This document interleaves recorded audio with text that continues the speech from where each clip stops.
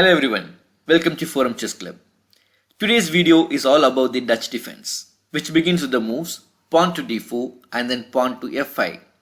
With this aggressive move, black aims to stop white from playing a move e2 to e4, and he also hopes that later this f pawn will turn out to be a thorn in white's side. On the other hand, black is taking a big strategic risk in the Dutch defense. Let's take a look. The Dutch defense is a counter-aggressive reply to the queen's pawn opening. With the move pawn to d4, white threatens to create an attractive pawn duo with the move pawn to e4. Now, typically to restrain white from playing the second pawn to e4, black plays either pawn to d5 or move the knight to f6, both bringing the e4 square under control. But to reach the Dutch defense, black plays a more radical move pawn to f5. With this move, black is saying, not only I am going to grip the e4 square, but I am going to do so in a way that helps me to gain space and maybe even some more attacking chances on the king's side later in the game. Now, white's most popular option in this position is the move pawn g2 to g3, preparing to situate the light square bishop on the long diagonal where it will be best suited. Now, a couple of natural developing moves follow: knight to f6, bishop to g2, and it's at the point that black needs to choose from a variety of different setups. He has about 3 major setups here. If you place pawn to e6, there are still 2 main ideas connected with this move. After the move pawn to c4, black can head to a very popular Stonewall variation, which begins with the move c6, and then after knight to f3, again a radical move by black here is pawn to d5, setting up a wall in the center which gives this opening the name as the stone wall. On the other hand, black has a very firm grip over the e4 square, making it very difficult for white to even imagine this kind of advance to e4. However, at the same time, black has weakened his dark square bishop, and he also himself bad bishop on c8. And it's based on these ideas that white can still fight for an advantage. On the other hand, there's also another idea connected with the move pawn to e6, which is also quite interesting, which is just the simple move, which is bishop to e7, preferring a classical development. And now after knight to f3, castles on the king side, and pawn to d6, black has a very restrained setup which offers him some decent chances. For example, he may play pawn to e5 at some point here, or he may swing the queen to h5, or both, trying to generate some attacking chances in the center. This is because of the advanced pawn on the f5. On the other hand, white does have a basic advantage in the center with his 2 pawns, and his bishop is on g2, is aggressively placed, and once again the opinion is that white should have a slightly better position, but that this leads to a very interesting position for both the sides. The positions after e6 are highly interesting to explore, but today I want to look at a very popular formation known as the Leninger Dutch, which begin with the move pawn to g6, preparing to develop the dark square bishop. Now, quite often play continues with this kind of a long stream of basic developing moves: knight to f3, bishop to g7, castle on the king side, castle on the king side, c4, and then pawn to d6, when a highly interesting position arises. Now, black's big dream in this position is to prepare the advance of the pawn to e5, achieving duo of pawn in the center. In fact, if black would achieve this, he may even stand somewhat better. However, white has a space advantage in the center and much easier time developing his queenside pieces. For example, white generally plays knight to c3 here, and this is an option which the knight on b8 does not have quite so easily. He has a more difficult time finding an attractive square at the moment. On d7, it's not quite as actively placed on knight on c3. And on c6, that knight is just going to get kicked by the move d4 to d5. And we will see this actually in just a moment here. Also, I want to point out that white bishop on g2 puts subtle pressure down this diagonal, which make it little tricky. To find the right square for this c8 bishop, in fact, it tends to stay on c8 for quite some time, maybe coming out to some sort of unattractive positions on the d7 very soon.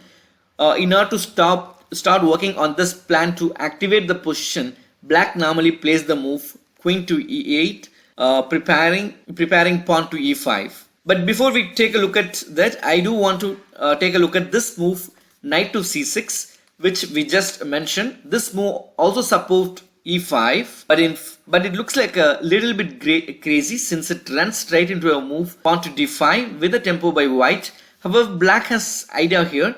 After the move knight to e5 and the trade of knights on e5, black knows that he is accepting some weaknesses with the weakened pawn on e5 and e7 double pawns.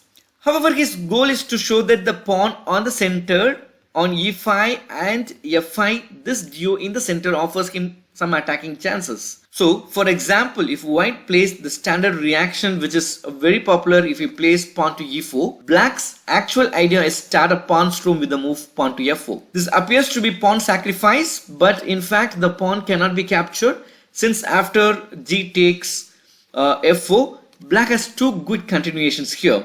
He can play either immediately knight to h5, which leads to interesting complications, or he can also play more straightforward with the move pawn to f4. He takes f4. And in the event that bishop takes f4, and there is always a move knight takes e4 with discovery against the bishop. So after the move pawn to f4, there is actually no opportunity for white to just go ahead and capture this pawn.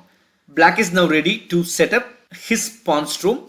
Next move he will play pawn to g5. And he will be looking for ways to bring this queen into attack on the king side. It's with these sort of positions in mind that black actually plays the knight c6 line and also the Leningrad Dutch in general. However, there is a drawback to this setup. If white knows the key plan, what he will do is he will play some other move, something like queen to b3. So backing up the position after knight trades. So instead of playing e4, white will play queen to b3, and this sets up a long-winded plan which I do not want to show too many reactions for black here, but I do want to show what white planned here. The plan is to play pawn to c5, bishop to d2, knight to a4, and then bishop to a5, attacking the pawn on the c7. And black has to also look out for the pawn to d6 and then rook on the center. And this is a big advantage for white if he can achieve this position without too many problems.